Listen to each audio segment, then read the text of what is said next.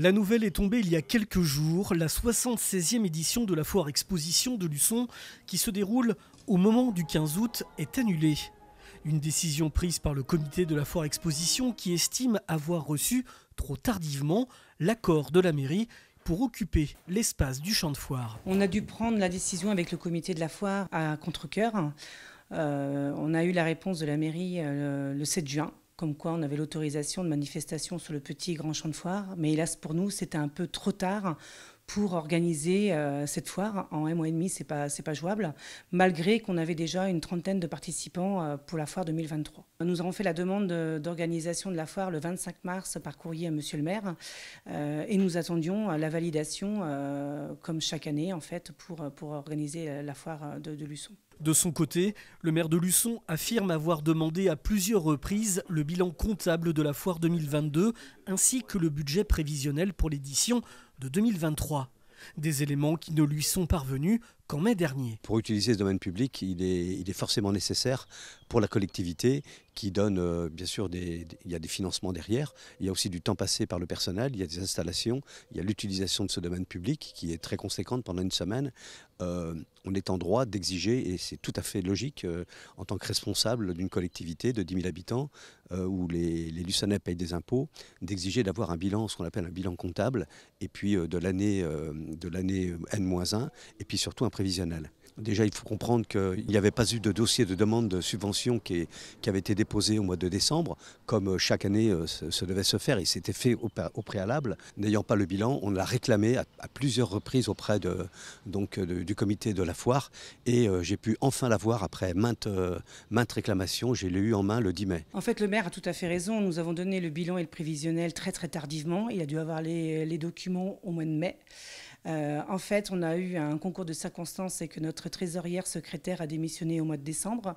Elle devait effectuer toutes les saisies comptables. Il s'est avéré qu'au mois de janvier, quand je suis allée voir le groupe qui s'occupe de la comptabilité de la foire, s'est rendu compte qu'il n'y avait aucune saisie comptable qui n'avait été faite. Il a fallu tout ressaisir. Au bout de plusieurs mois, voire 2 mois, on a réussi enfin à trouver tous les éléments et pouvoir donner ces documents à Monsieur le maire afin de donner le bilan et le prévisionnel de la foire. Mais ce qui n'engageait rien dans la décision du maire qui aurait pu prendre l'autorisation, enfin de nous donner l'autorisation pour l'acceptation de la foire 2023. Nous avions fait savoir à la présidente que, n'ayant pas eu de demande de dossier de demande de subvention, bien évidemment, on ne pouvait pas verser de subvention, c'est de l'argent public. Et la réponse de la présidente, c'est le seul courrier d'ailleurs qu'elle nous a fait, c'est de dire écoutez, j'ai pas besoin de la subvention de la ville, je peux très bien organiser la foire sans la subvention. Donc à partir de là, effectivement, comme il n'y avait pas d'argent public dedans, on l'a autorisé effectivement à utiliser le domaine public. Pour se prononcer sur le dossier, le maire de Luçon, Dominique Bonin, a constitué une commission composée de 5 élus de la collectivité, dont Jean-Luc Pinet, membre de l'opposition, pour examiner les comptes du comité qui a connu un gros déficit en 2022. Oui, hélas, le bilan était en négatif, on est à moins 39 000 euros. Il s'est avéré que quand on a lancé la foire en février avec Roland Buton, quand il est parti, on avait fait la demande de subvention. En fait, on a été un peu perdus, on était une nouvelle équipe.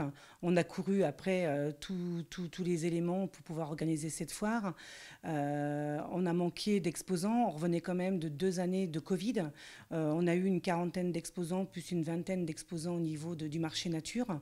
Ce n'était pas assez pour pouvoir avoir une foire bénéficiaire. Si quelques tensions demeurent entre le comité de la foire et la ville, tous espèrent cependant que cette grande manifestation créée en 1947 puisse connaître un second souffle. Moi, ce que j'espère et ce que j'aspire, c'est qu'effectivement, le comité de la foire se mette effectivement en sommeil peut-être pour cette année, mais que j'appelle les bonnes âmes et puis les chefs d'entreprise effectivement à essayer de reprendre ce comité de la foire, d'essayer de porter quelque chose, parce que de toute façon, elle existait, elle peut encore exister. Alors, la date est peut-être plus celle qu'il faudrait, parce qu'une foire exposition maintenant, c'est avant l'été ou après l'été, parce qu'en été, tout le monde est en vacances. Mais on pourrait effectivement imaginer une foire exposition qui se redore à nouveau, et bien évidemment la ville, comme toujours, soutiendrait cette initiative. La foire, elle nous tient à cœur, c'est le patrimoine de Luçon.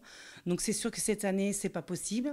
Mais pour 2024, j'encourage toutes les personnes, tous les Luçonnais à venir nous rejoindre dans notre comité et nous apporter une aide, même nous donner des conseils, et puis pour relancer la foire 2024 et que la foire de Luçon ne meure pas. Quant à la traditionnelle grande braderie organisée par la ville de Luçon, qui attire des milliers de visiteurs dans les rues du centre-ville, celle-ci aura bien lieu uniquement le jour du 15 août.